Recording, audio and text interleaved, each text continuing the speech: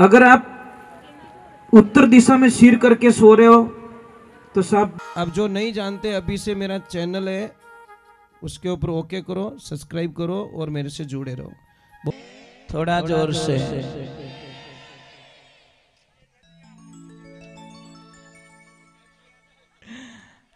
देखो, मेल तो बराबर हो गया भाई, नदी तो है, गांव भी है ना। चलो राधे राधे, थोड़ा जोर से बोले।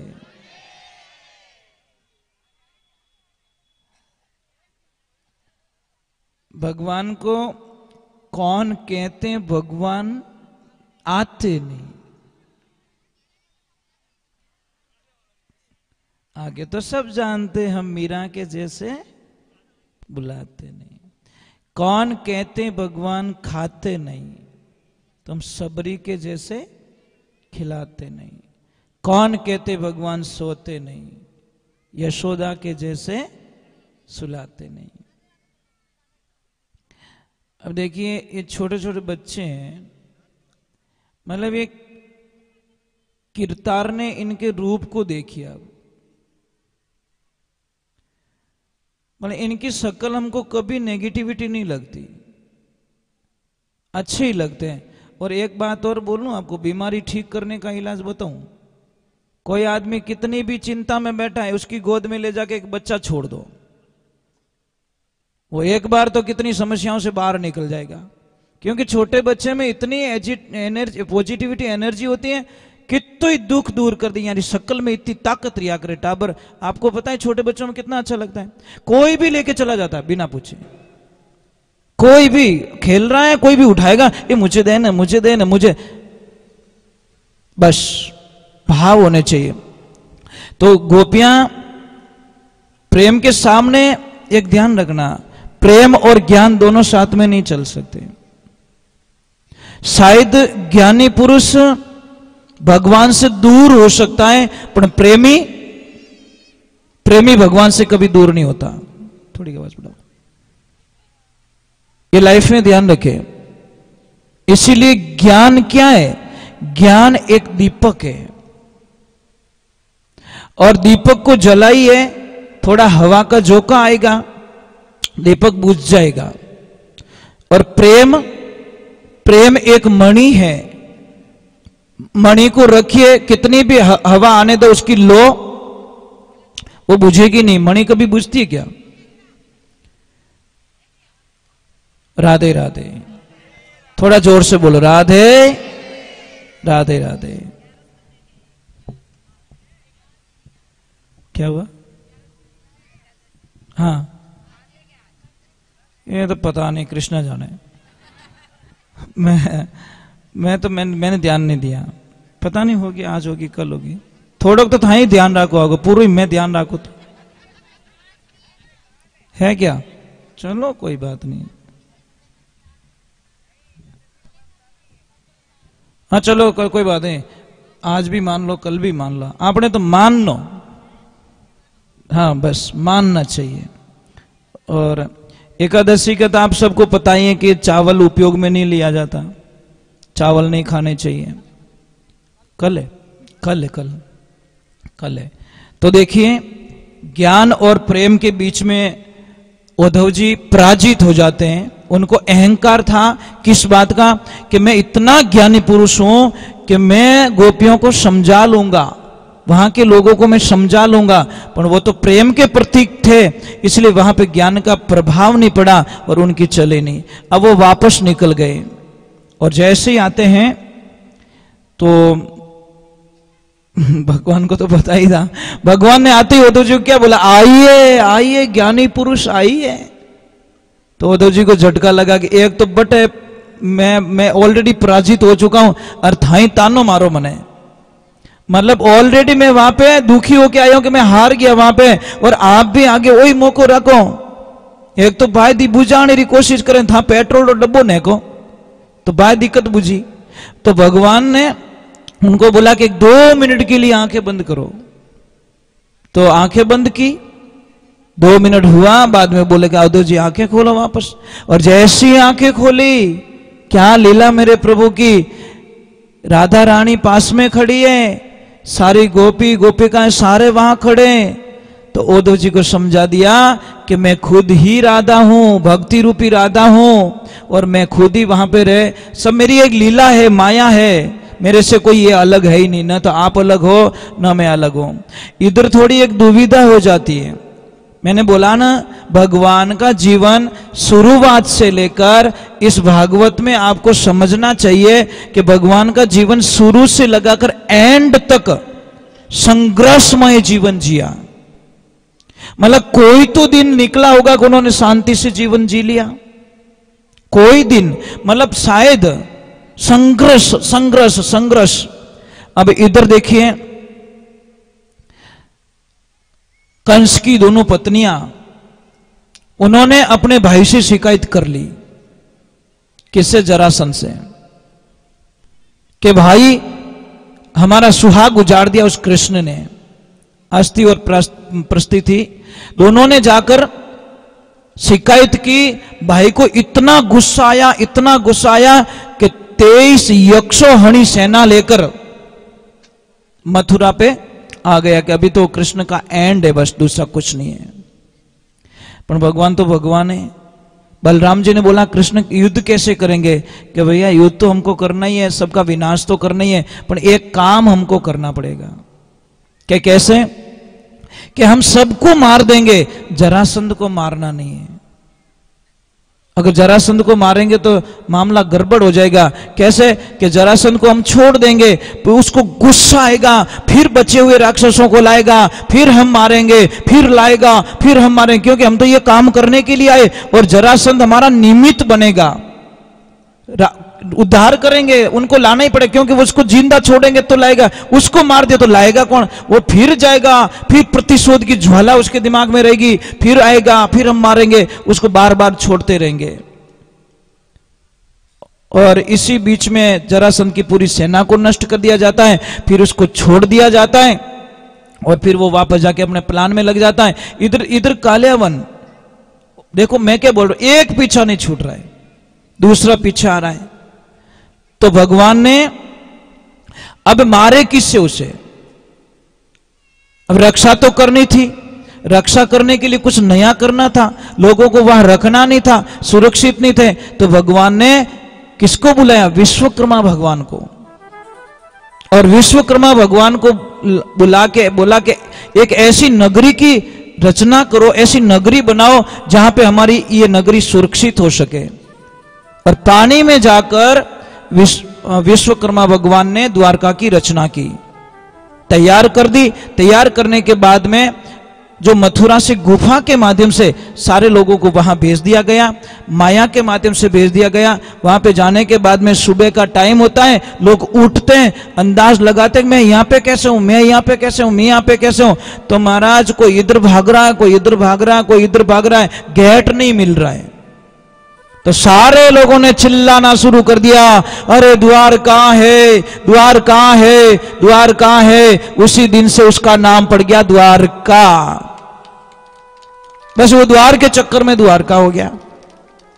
अब इधर कालियावन आता है तो उसको भी मारना जरूरी। अब कुछ भी नहीं कृष्ण के पास में, तो उन्होंने एक युक्ति सुझाई कि दुश्मन आ रहा है, भगवान आगे दौड़ते गए, दौड़ते गए, दौड़ते गए, दौड़, एक भयंकर जो जंगल में गुफा थी, उस गुफा में चले गए। और वहां के मुचकंद नाम का राक्षस वो थे, देव वहां पे सो रहे थे। तो उन्होंने, भगवान ने एक लीला रची कि ये बीच में है, इसको उठाएंगे, और इसको वरदान दिया गया है, क्योंकि वो देवताओं की रक्षा करने के लिए त्रेता युग से आए थे। तब से देवताओं से मांगा कि मैं थोड़ा सोना चाहता हूं। तो उन्होंने बोला मुझे डिस्टर्ब नहीं करना चाहिए, उस गुफा में सुला दिया, और त्रेता में सोया, और उठा कब? द्वापर में। एक युग बीत गया, पर उनको एक वरदान था कि जैसे ही वो उठेगा, आंख खोलेगा, सामने जो भी होगा वो सारे नष्ट हो जाएंगे, आंख की दृष्टि से सारे मारे जाएंगे।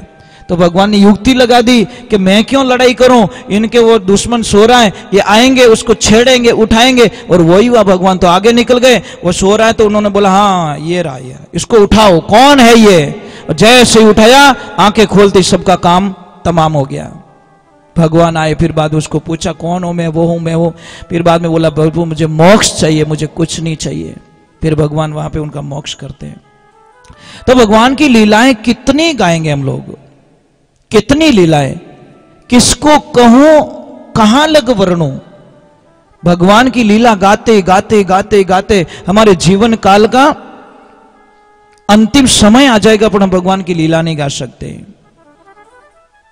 राधे, थोड़ा जोर से बोलो, आवाज नहीं आ रही पीछे से। एक मेरी प्रार्थना रहेगी, करोगे? आपको हमेशा खुश रहना है? सुबह से लगा शाम तक एकदम खुश रहना चाहते हो?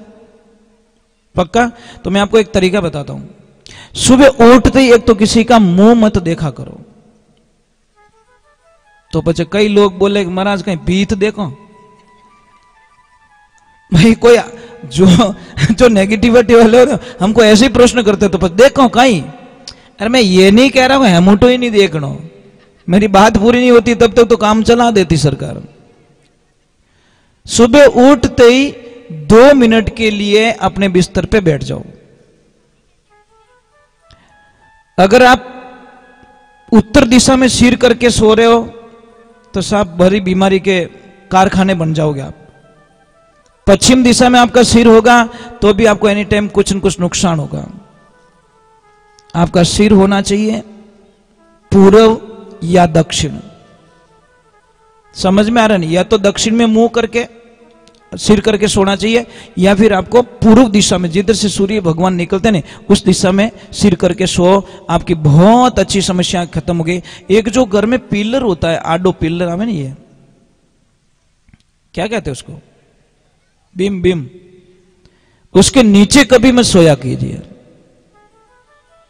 पलंग के नीचे कोई चीज नहीं होनी चाहिए, नहीं तो पति और पत्नी के बीच में एनी टाइम झगड़ा होता रहेगा। बजने वाली चीज बिल्कुल पलंग के नीचे अलाउ नहीं है, ये ध्यान रखना। हमारी आदतें क्या, वो बॉक्स वाला आ गया, कुछ कुछ भर देते उसमें। बच्चे क्या हमारे घर में शांति को नहीं, शांति को ही थारे शांत तो ही नहीं रहे, क्यों कितनी चीजें भरियोड़ी पलंग रे मायने। आप बिस्तर डाल सकते हो वहां से ज्यादा, परंतु पलंग के जो नीचे की जो साइड होती है वो एकदम नीट एंड क्लीन होनी चाहिए। जितनी पलंग नीचे से साफ सुथरा रहेगा उतनी ही घर में शांति रहेगी।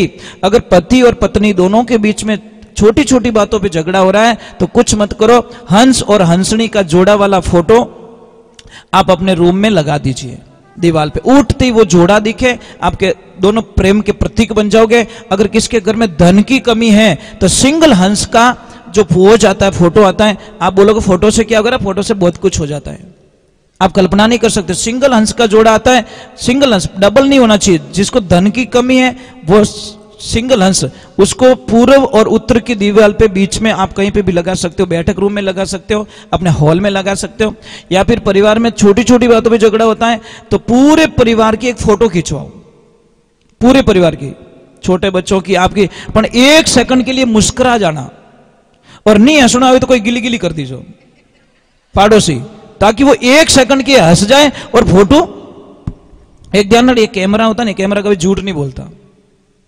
एक कोई दादाजी फोटो खींचा, फोटो वाला क्या हटा तो कि कहीं रियो कि तने 1 रुपयो नहीं दूं, कि क्यों, कि मारो फोटो एडो क्यों आयो, जने वो फोटो वाला क्यों, दादा मैं फोटो खींचो ने, जने पाडा जीव थे उबा, मैं को उबो नहीं, मार कैमरा रो कहीं कसूर, जैसा था वैसा कैमरे ने पकड़ लिया।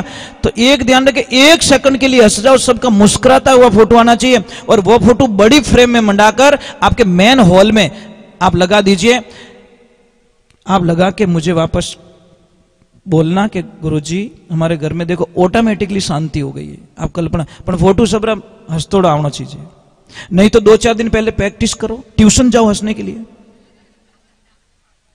सिंगल हंस का फोटो लगाइए। और नंबर एक, दीवार घड़ी कभी भी घर में बंद नहीं होनी चाहिए, नहीं तो आपके धंधे की बर्बादी निश्चित है, कोई दुनिया की ताकत नहीं टाल सकती।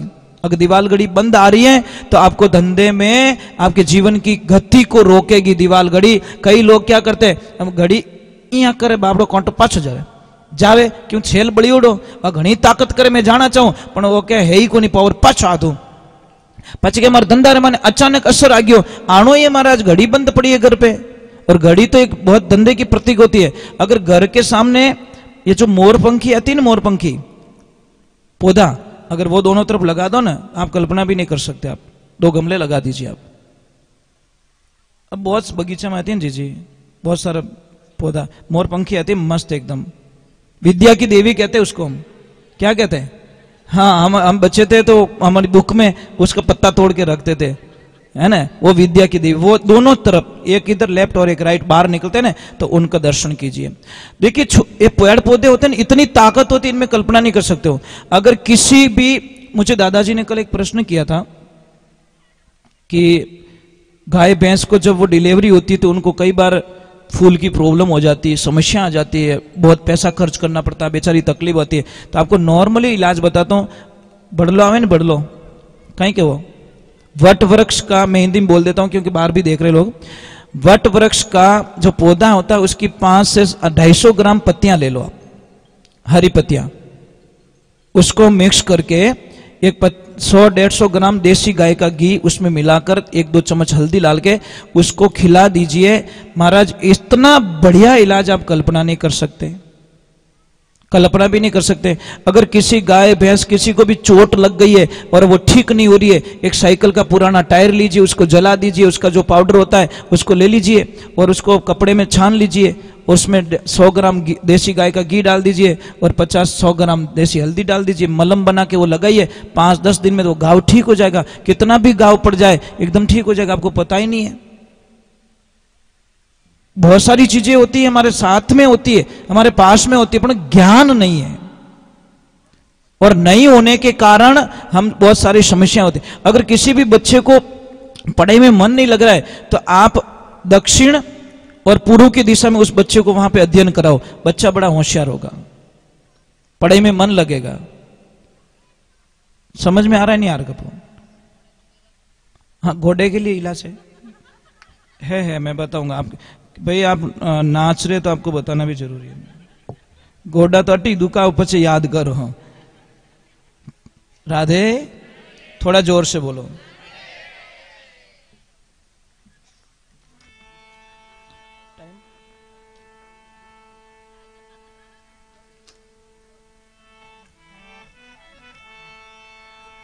मेरे साथ में गाना है, जब भगवान दिखते नहीं है तो भगत में क्या बीत रही देखो।